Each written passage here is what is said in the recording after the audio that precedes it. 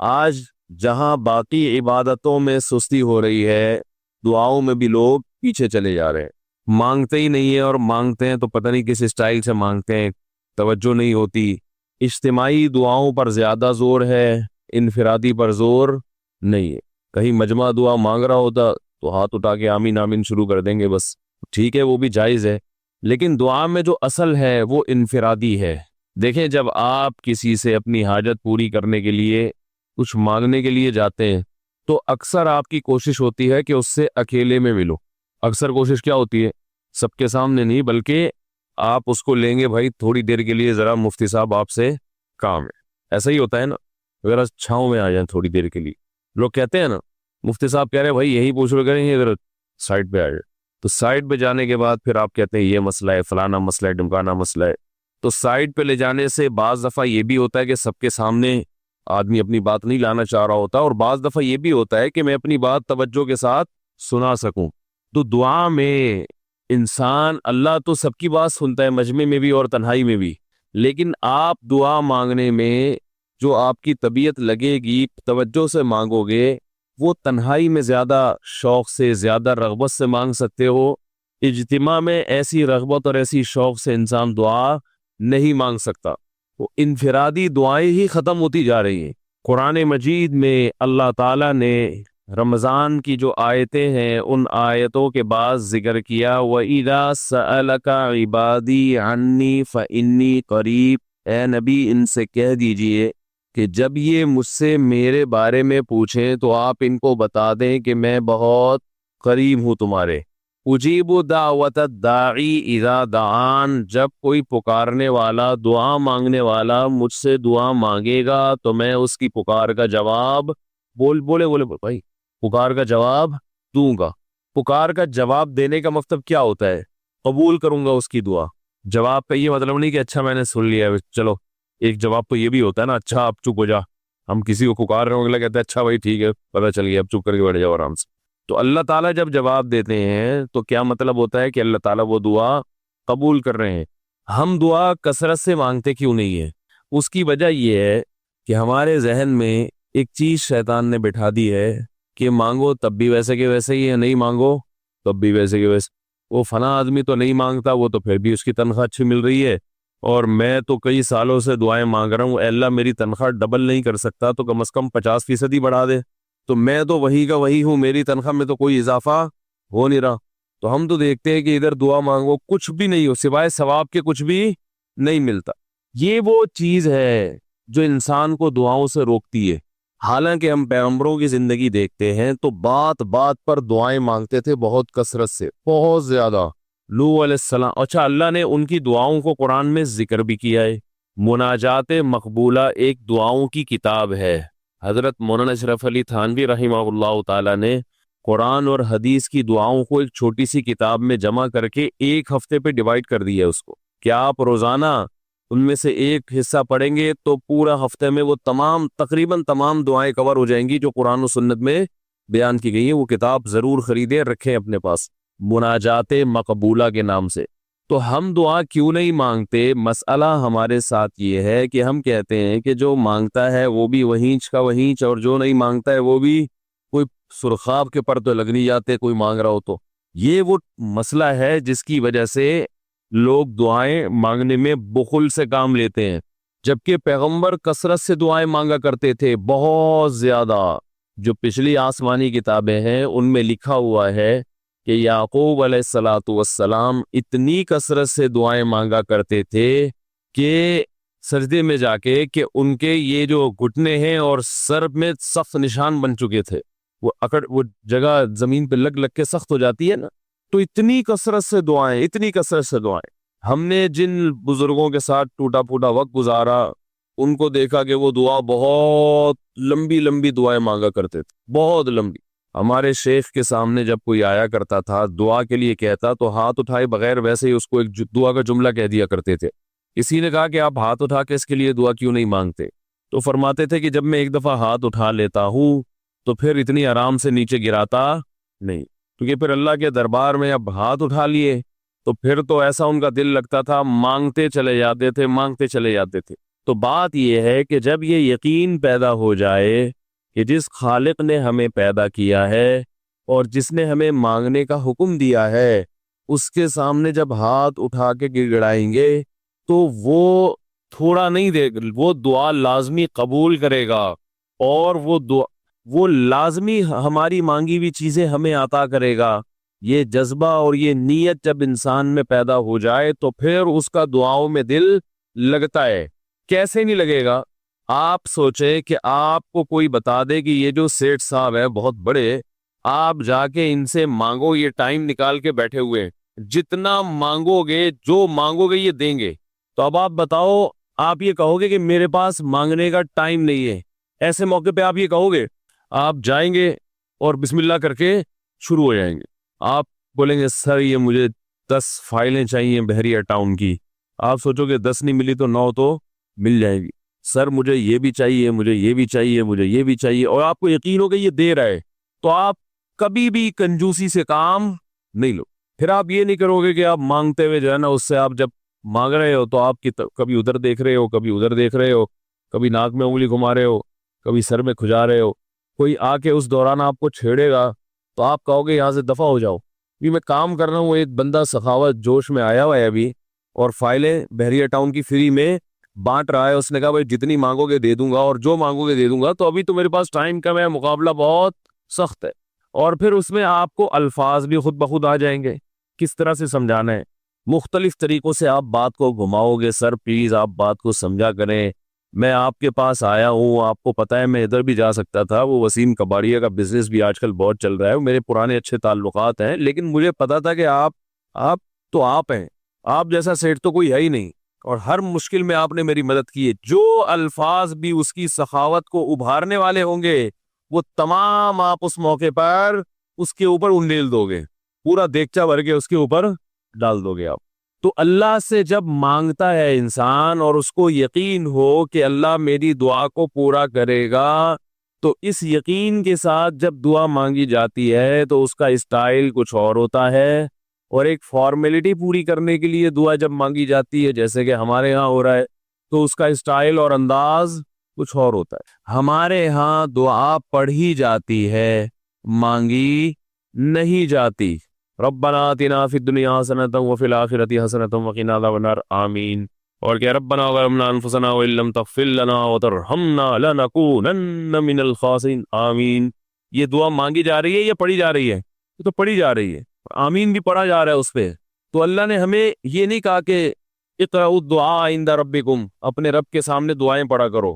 اللہ نے کہا ادعوا، مانگو، پکارو، مانگو اس سے۔ بھکاری جیسے بھیک مانگتا ہے نا، لوگ کہتے ہیں مانگنے کا کیا طریقہ ہے؟ بھائی جو بھکاریوں سے پوچھو بھیک مانگنے کا کیا طریقہ ہے۔ بھکاری اکثر ان پڑھ ہوتے ہیں، جو پڑھے لکھے بھکاری ہوتے ہیں پھر وہ IMF سے مانگتے ہیں، وہ چھوٹی موٹی چیزیں نہیں مانگتے۔ بھکاری اکثر کیا ہوتے ہیں؟ ان پڑھ، جن سے ہمارا صبح شام واسطہ پڑتا ہے۔ تو یہ کسی سے بھیک مانگنے کا طریقہ سیکھ کے آتے ہیں؟ اوے بھائی کسی سے طریقہ سیکھ کے آتے ہیں کہ یار وہ ذرا فلاں بندے سے چندہ مانگنا، ذرا طریقہ بتانا؟ اگر کوئی بتائے گا بھی تو وہ کہے گا تو اپنے پاس رکھ، مجھے پتا ہے مجھے جیب اپنی کیسے بھرنی ہے۔ اس موقع پہ جو اس کی حالت دیکھ کے نا، وہ اپنا منہ بھی ٹیڑھا بیڑا کرے گا، کپڑے بھی پھٹے پرانے، اور بہت گھمائے گا بات کو، ایسے منہ بنائے گا جیسے دنیا میں اس سے زیادہ غریب اور محتاج کوئی ہے ہی نہیں۔ سحری پانی سے کیے میں نے، گھر میں بچے بھوک سے بلک رہے ہیں، ایسی کہانیاں سنائے گا، ایسی کہانیاں سنائے گا۔ تو یہی حال انسان کا ہے جب اسے پتا ہو کہ میرا رب جو مانگوں گا وہ دے گا مجھے، تو پھر اس کے بھیک مانگنے کا انداز اور جو دعا مانگنے کا اسٹائل ہے وہ خود بخود فطرت اسے سکھا دیتی ہے، خود بخود اس کے اندر الفاظ آنا شروع ہو جاتے ہیں کہ ایسے مانگنا چاہیے۔ لیکن پرابلم یہ ہے، مسئلہ یہ ہے کہ دل میں یہ بات بیٹھ چکی ہے کہ قبول نہیں ہو رہی۔ عجیب حدیث ہے، رسول اللہ صلی اللہ علیہ وسلم نے ارشاد فرمایا کہ اللہ بندے کی دعا قبول کرتے رہتے ہیں، وہ مانگتا رہتا ہے قبول ہوتی رہتی ہے، وہ مانگتا رہتا ہے قبول ہوتی رہتی ہے، یہاں تک کہ ایک وقت ایسا آتا ہے یہ بندہ یہ کہتا ہے کہ میں مانگ رہا ہوں قبول تو ہو نہیں رہی، تو جب یہ کہتا ہے تو اس وقت قبول کرنا بند کر دیتے ہیں اللہ تعالیٰ۔ اللہ کہتے ہیں کہ اگر تو یہ سمجھ رہا ہے کہ قبول نہیں ہو رہی تو اب نہیں ہوگی۔ اب عجیب بات ہے یا نہیں یہ حدیث؟ بھائی وہ بندہ کئی سال سے دعائیں مانگ رہا تھا اور پھر آخر میں آ کے کہتا ہے کہ قبول تو ہو نہیں رہی، تو ظاہر ہے کچھ نہیں ہو رہی ہوگی، تبھی تو کہہ رہے ہیں نا۔ اس کو ایسا لگ رہا ہوگا کہ قبول نہیں ہو رہی، بھائی اس کو یہ لگ رہا ہوگا کہ نہیں، جو چیزیں مانگ رہا ہوں وہ تو مل نہیں رہی، تو تبھی تو وہ کہتا ہے کہ قبول نہیں ہو رہی۔ تو سوال پیدا ہوتا ہے پھر اللہ قبول کرنا بند کیوں کر دیتے ہیں؟ اللہ تعالیٰ جب دعائیں قبول کرتے ہیں تو اس کا انداز وہ نہیں ہوتا جیسے ایک عام انسان جب کسی کو بھیک دیتا ہے۔ ایک عام فقیر جب آپ کے پاس آئے گا، آپ سے بھیک مانگے گا، 100 روپے دے دو، 20 روپے دے دو، آپ اٹھا کے 100 نہیں تو 20، 10-20 تو پکڑا دیتے ہیں اس کو، تو وہ یہ سمجھتا ہے کہ میری دعا کیا ہو گئی؟ قبول۔ لیکن اللہ تعالیٰ اس طرح دعا نہیں قبول کرتے۔ اگر اللہ اس طرح سے دعائیں قبول کرنا شروع کر دیں تو پھر یہ معاملہ غیب کا نہیں رہے گا۔ ادھر آپ نے دعا مانگی، اے اللہ میرے کاروبار کو بڑھا دے، لیلۃ القدر میں رو کے دعا مانگی، اور صبح صادق کے وقت آپ کا فون آیا کہ آپ کا کنٹینر کسٹم والوں کے شر سے محفوظ ہو گیا ہے، سمجھ میں پاس ہو گیا وہ، اور آپ کی چیز ڈبل قیمت پہ بک گئی ہے۔ پھر آپ نے دعا مانگی، اے اللہ تیری رحمت اس وقت جوش میں آئی ہوئی ہے، تو ایسا کر میرا بچہ بھی پاس ہو جائے، اس کے نمبر اچھے آ جائیں۔ ادھر فون آیا کہ آپ کا بچہ پہلی پوزیشن سے کامیاب ہو گیا۔ پھر آپ نے کہا آج اللہ کی رحمت بہت جوش میں آئی ہوئی ہے، اے اللہ میری بیوی بھی ٹھیک ہو جائے، تو بیگم صاحبہ کا فوراً فون آ گیا کہ میں ٹھیک ہو گئی ہوں، اے بھائی میں ٹھیک ہو گئے۔ اے اللہ ساس صاحبہ بہت دنوں سے آگے بیٹھی ہوئی ہیں، جانے کا نام نہیں لے رہی، فون آ گیا کہ میں چلی گئی ہوں۔ اس طرح سے اگر دعائیں قبول ہونا شروع ہو جائیں تو میرے بھائی پھر یہ سارے کافر، یہ سارے لبرل لوگ جو اللہ کو مانتے ہی نہیں ہیں، یہ دنیا کا ہر کام چھوڑ کے مصلی بچھا لیں گے اور دعاؤں کو فوکس کرنا شروع کر دیں گے۔ دعا قبول ہوتی ہے مگر اس شخص کی جو اللہ پر غیب پر ایمان رکھتا ہے، جسے دعا قبول ہوتی ہوئی نظر نہیں آتی مگر وہ یقین کرتا ہے کہ دعا قبول ہو رہی ہے۔ صرف اس شخص کی دعا قبول ہوتی ہے، اس کے علاوہ کسی کی قبول نہیں ہوتی۔ بہت مشکل ہے بھائی سمجھانا۔ دعا سب کی قبول ہوتی ہے کا مطلب پتہ ہے؟ سب کی مطلب ان سب کی کہ جو یہ یقین رکھتے ہیں کہ قبول ہوتی ہوئی نظر نہیں آ رہی پھر بھی قبول ہو رہی ہے، ان لوگوں کی قبول ہوتی ہے دعا۔ حدیث سے پتہ چلتا ہے، اور اصل میں دعا مانگتے ہی یہی لوگ ہیں۔ اب آپ کہیں گے بھائی نظر تو آ نہیں رہی، جب میں جو چیز مانگ رہا ہوں وہ مل نہیں رہی، تو کیا ایسے قبول نہ کرنا کیا ہے بھائی؟ یہ تو صرف مشورے مل رہے ہیں ہمیں کہ پھر بھی مانگتے رہو۔ تو ہم نے وہ ایک فقیر تھا نا، ایک سیٹھ صاحب کے پاس آیا، کہنے لگا کہ بھائی ذرا کچھ پیسے مل جائیں گے، گھر میں ضرورت ہے۔ تو اس نے کہا اتنے ہٹے کٹے ہو کے بھیک مانگتے ہو، شرم نہیں آتی؟ اس نے کہا فی الحال میں نے آپ سے بھیک مانگی ہے، مشورہ نہیں مانگا، جب مشورہ مانگوں تو اس وقت مشورہ دے دینا کہ بھیک مانگنا میرے لیے مناسب ہے یا نہیں ہے بھائی۔ ابھی میں آپ سے پیسے مانگ رہا ہوں، مشورے کے لیے پھر کوئی اور ٹائم انشاءاللہ رکھ لیں گے، اس میں آپ سے مشورہ لوں گا کہ میرے جیسے آدمی کو بھیک مانگنا مناسب ہے یا نہیں۔ تو آپ کے ذہن میں بھی یہ خیال آ رہا ہوگا کہ ہم اللہ سے دعا مانگتے ہیں اور اللہ کی طرف سے جو چیز جو ہم مانگ رہے ہیں وہ تو مل نہیں رہی، بلکہ اللہ کی طرف سے مشورے مل رہے ہیں کہ مانگتے آؤ قبول ہو رہی ہے، تو ہوتی ہوئی تو نظر نہیں آ رہی۔ کیا خیال ہے بھائی؟ قبول ہوتی ہوئی نظر تو نہیں آ رہی، تو یاد رکھے دعا تو لازمی قبول ہوتی ہے۔ اگر آپ کو قبول ہوتی ہوئی نظر نہیں، دعا قبول ہونے کے انداز مختلف ہیں۔ اللہ تعالیٰ کے جس طرح سے قبول کرتے ہیں نا، وہ عام لوگوں کی طرح نہیں آپ کو چیزیں پکڑا دیتے، یہ تو غیب سے معاملہ ختم ہو جائے گا۔ اللہ کی حکمت کا تقاضا یہ ہے کہ اس طرح سے قبول کرو کہ قبول ہو مگر اس کو پتہ نہ چلے، کیونکہ وہ اللہ کا دربار ہے، اس کی کچھ قیمت ہے کہ وہ ہر ایک کو مانگنے کی توفیق نہیں دیتا۔ بھائی آپ نے کبھی دیکھا کہ کوئی سیٹ ایسی دکان کھول کے بیٹھ جائے کہ آؤ جو مانگو میں دوں گا؟ ایسے تو کیا ہوگا کہ پورا نظام خراب ہو جائے گا نا۔ پھر آپ 10 فائلیں تھوڑی مانگیں گے، پھر تو آپ کہیں گے پورا بحریہ ٹاؤن میرے حوالے کر دو، پھر تو آپ یہ کریں گے نا۔ یہ تو میں نے ایک مثال دی تھی، عملاً ایسا نہیں ہوتا۔ عملاً وہی آگے بیٹھے گا اور وہی آپ کو پیشکش کرے گا کہ اس کے کچھ اصول اور ضابطے ہوں گے، ان قواعد پہ آپ پورے اترتے ہوگے تو آپ کو وہ گھسنے دے گا۔ اللہ کے بھی کچھ اصول اور ضابطے ہیں، ساری دعائیں قبول کرے گا، جو مانگو کہ صرف اتنا نہیں بلکہ بڑھا کے دے گا۔ لیکن اصول یہ ہے کہ اللہ کہتے ہیں کہ جب میں دوں گا تو نظر نہیں آئے گا، مگر یقین رکھنا ہے کہ کیا کر رہا ہوں، میں دے رہا ہوں، پھر دیتا رہوں گا میں۔ پھر بات وہیں آگے کھڑی ہو جاتی ہے کہ ایسے دینے کا کیا فائدہ کہ ہماری سمجھ میں نہیں آ رہا کہ پتہ نہیں کیسے دے رہا ہے اللہ تعالیٰ۔ تو یاد رکھیں اللہ تعالیٰ کے دینے کا انداز تھوڑا مختلف ہے۔ وہ کیا ہے؟ بعض مرتبہ جو چیز مانگ رہے ہوتے ہیں اللہ وہی چیز آپ کو دے دیتا ہے. اور ایسا بھی ہوتا ہے, ہمیشہ ایسا تو نہیں ہوا ہوگا کہ جو چیز مانگی اور نہیں ملی ہو. کئی بار ایسا ہوا ہے کہ جو مانگا وہ اللہ نے دے دیا, فوراً مسئلہ حل ہو گیا. بعض دفعہ بلکہ اس سے بھی پہلے کا اسٹیپ, بسا اوقات تو آپ دعا مانگ ہی نہیں رہے ہوتے, آپ اس کو دعا سمجھ رہے ہوتے ہو, لہذا اس میں وہ جان ہوتی نہیں ہے, تو قبولیت کا پھر سوال ہی پیدا نہیں ہوتا. آپ دعا پڑھ رہے ہوتے ہو, مانگ رہے نہیں ہوتے. تو اللہ نے تو دعائیں قبول کرنے کا کہا ہے, دعائیں پڑھنے پر کہا ہو, وعدہ کیا ہو, ایسا ہمارے علم میں کوئی حدیث نہیں ہے. دیکھیں یونس علیہ السلام جب مچھلی کے پیٹ میں تھے تو یونس علیہ السلام کو اپنی خطا کا احساس ہوا کہ میں اللہ کی پرمیشن کے بغیر اپنی قوم کو چھوڑ کے آ گیا ہوں. ان کو احساس ہو گیا, تبھی اللہ نے مجھے مچھلی کے پیٹ میں ڈال دیا ہے. تو اب آپ نے مچھلی کے پیٹ میں جا کے یہ دعا مانگی, لا الہ الا انت سبحانک انی کنت من الظالمین. اے اللہ تیرے سوا کوئی عبادت کے لائق نہیں ہے, سبحانکا تو ہر عیب سے پاک ہے, تو نے جو مجھے مچھلی کے پیٹ میں ڈال دیا تو یہ تیری غلطی نہیں ہے, تو ہر عیب سے پاک ہے. انی کنت من الظالمین, میں ہوں ظلم کرنے والا اپنی جان پہ, مجھ سے غلطی ہوئی ہے. اللہ تعالیٰ کو آپ کا یہ مانگنا اتنا پسند آیا کہ مچھلی کو حکم دیا کہ ان کو ساحل پر اگل دو. اور نہ صرف یہ کہ مچھلی نے آپ کو ساحل پہ ڈالا, وہ انبتنا علی شجرۃ من یقطین, یقطین کوئی درخت تھا وہ بھی اللہ نے اگا دیا دھوپ سے بچانے کے لیے. لیکن جب مصیبتوں میں ہم یہ کلمہ پڑھتے ہیں لا الہ الا انت سبحانک انی کنت من الظالمین, تو ہم یوسف علیہ السلام والے جذبے سے یہ کلمے میں جو الفاظ ہیں وہ مانگتے نہیں ہیں, بلکہ ہم یہ کلمہ پڑھتے ہیں. سمجھ رہے, پڑھنے کی بھی برکتیں ہوتی ہیں, میں اس کا منکر نہیں ہوں, لیکن ہمارے جو ورڈنگ ہوتی ہے نا وہ مانگنے کا اسٹائل نہیں ہوتا. ہم چھوٹے بچے تھے تو مسجد میں آیت کریمہ کا ورد ہوا کرتا تھا کہ بھائی حالات خراب ہے آج کل, امام صاحب اسپیکر پہ اعلان کر کے بلاتے تھے, آ جاؤ بھائی آیت کریمہ کا ورد ہوگا, لا الہ الا انت سبحانک انی کنت من الظالمین, 5 لاکھ دفعہ پڑھا جائے گا. تو ہم مسجد میں آتے, وہ مسجد میں دانے رکھ, ہم تو آتے تھے, اس کے بعد جلیبیاں بھی ملتی تھی, بڑی گرم گرم ٹائٹ جلیبیاں ہوتی تھی. اب تک وہ مزہ نہیں آیا جلیبی, تو وہ جلیبیاں بھی ہوتی تھی, اوپر دانے رکھے ہوئے ہوتے تھے, وہ 5 لاکھ دانے ہوتے تھے, ختم کرنے ہوتے تھے.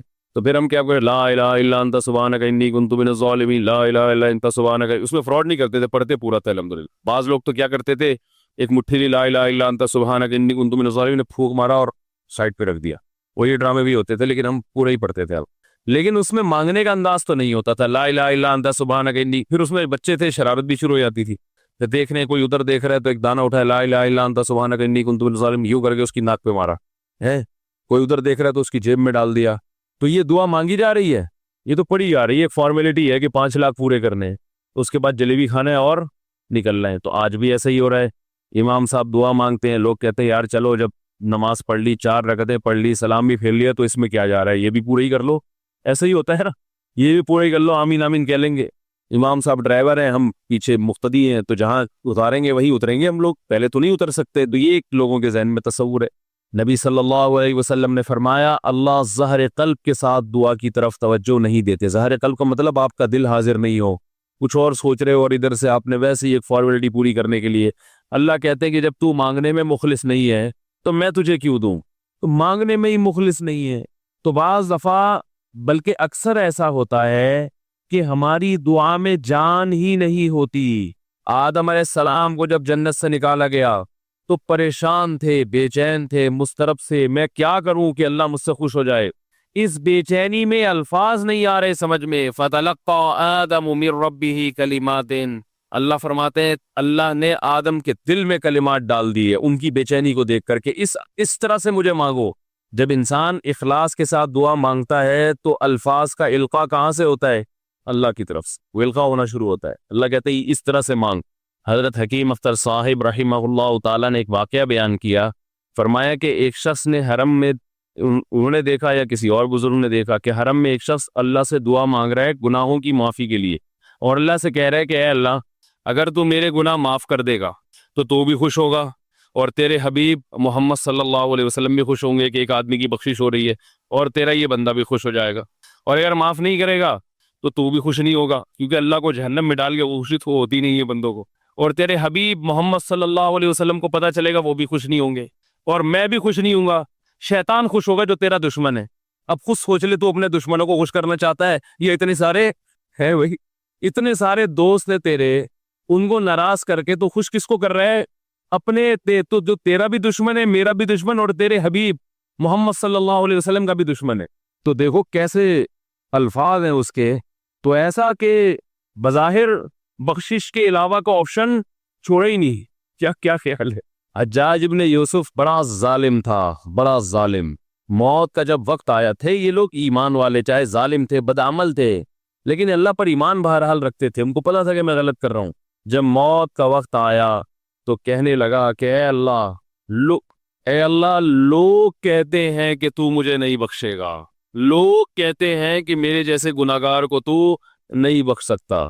بڑے عجیب الفاظ ہیں، اللہ کی رحمت کو جوش دلا رہا ہے کہ تو ایسا کر کے دکھا دے، یعنی کچھ ایسا کر کے دکھا دے کہ جو تیرے بارے میں لوگ گمان کر رہے ہیں وہ گمان کیا ہو جائے۔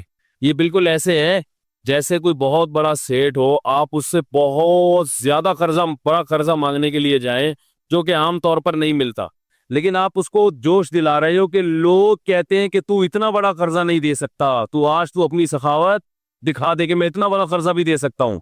تو مرتے ہوئے کیا کہنے لگا کہ اللہ یہ پبلک کہہ رہی ہے کہ تو مجھے نہیں بخش سکتا، یعنی یہ تیری رحمت کو چیلنج کر رہی ہے کہ اتنے بڑے گناہگار کو نہیں بخشے گا اللہ، تو آج کیا کر لے تو یہ دکھا دے اپنی رحمت سے کہ میں اتنے بڑے گناہگار کو بھی معاف کر سکتا ہوں۔ اب پتہ نہیں اللہ نے معاف کیا نہیں کیا، وہ تو اللہ کا معاملہ اور حجاج بن یوسف کا معاملہ، لیکن علماء کہتے ہیں اس نے الفاظ بڑے ڈینجرس کہے ہیں مرتے وقت۔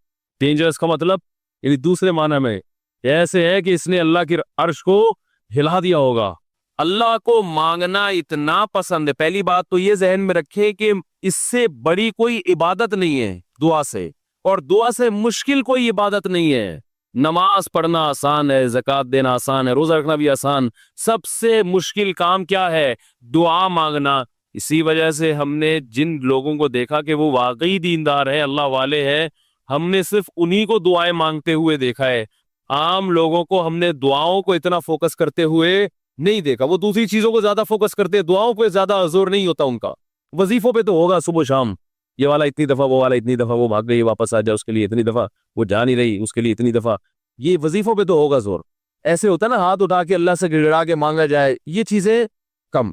میں جب حج پہ گیا تو اپنے شیخ مرشد کے ساتھ تھا، پہلے ہی ہم نے ان کو دیکھا تھا بہت زیادہ دعائیں مانگتے ہیں، وہ بہت زیادہ ان کا دعاؤں میں دل لگتا ہے، بہت دعائیں مانگتے ہیں۔ تو مجھے کسی نے بتایا کہ یہ جب بیت اللہ کو دیکھتے ہیں تو اتنی لمبی دعا مانگتے ہیں کھڑے کھڑے کہ تم ان کے ساتھ ٹھہر نہیں سکتے۔ میں نے کہا کیوں نہیں ٹھہر سکتے، ہم جوان ہیں، ان کی عمر زیادہ ہو گئی اور ان کو کچھ بیماریاں بھی ہیں، تو میں نے کہا ہو جائے مقابلہ پھر، ٹھیک ہے، دیکھتے ہیں کون زیادہ لمبا ٹھہر لیتا ہے۔ تو جب بیت اللہ پہنچے، ان کی نظر بیت اللہ پہ پڑی، ذرا قریب گئے۔ یہ جو کہتے ہیں نا بیت اللہ پہ نظر پڑتے ہی وہیں ٹھہر جاؤ شروع ہو جائے، ایسا نہیں ہے۔ بیت اللہ پہ اگر نظر پڑی ہے آپ کی تو کوئی بات نہیں، اور قریب چلے جائیں، کوئی دوسرا عمل کرنے سے پہلے دعا مانگیں۔ پہلی نظر کا مطلب یہ ہوتا ہے کہ جب نظر پڑی ہے تو اب طواف شروع کرنے سے پہلے یا کوئی دوسرا عمل کرنے سے پہلے آپ جا کے دعا مانگیں، تو وہ دور سے نہیں بلکہ جتنا قریب جا کے مانگیں اتنا زیادہ اچھا۔ لوگ کیا کرتے ہیں، یوں منہ نیچے کر کے جا رہے ہوتے ہیں کہ پہلی نظر پڑ گئی تو پھر دعا کا موقع نکل جائے گا، تو یوں وہ جو ٹکرا بھی جاتے ہیں، کچھ نہیں ہوتا، نظر پڑ جائے تو اور تھوڑا قریب جائے، قریب جا کے دعا مانگ۔ تو ان کو ہم نے دیکھا کہ انہوں نے دعا مانگنا شروع کی، میں بھی کھڑا ہو گیا ساتھ میں، ہم نے کہا چلو ہم بھی مانگتے ہیں۔ تو وہ اتنی دیر تک حالانکہ کمر میں بھی تکلیف، بیماریاں بھی ہے، شوگر بھی ہے، تو بالآخر میں نے ہتھیار ڈال، میں نے کہا میں اتنی دیر کھڑا نہیں ہو سکتا۔ اور میں پھر اب بیٹھتے ہوئے شرم بھی آ رہی تھی کہ وہ بولے کہ میری عمر زیادہ ہے اور یہ دیکھو ابھی شادیاں تو کرتا رہتا ہے، تو یہ کیا شادیاں کرے گا جو کھڑا نہیں ہو سکتا اتنی دیر۔ تو وہ اتنی دیر ہو گئی تو میں بیٹھ گیا وہاں ہی۔ کئی ایسے ہمارے اکابر گزرے ہیں، بزرگ گزرے ہیں، 1 گھنٹہ، 2 گھنٹہ، 3 گھنٹہ مرکز میں، تبلیغی مرکز میں کسی نے بتایا کہ ایک بزرگ کو میں نے دیکھا صبح اشراق کے وقت دعا مانگنا شروع کی ہے اور ظہر کی نماز میں اٹھے۔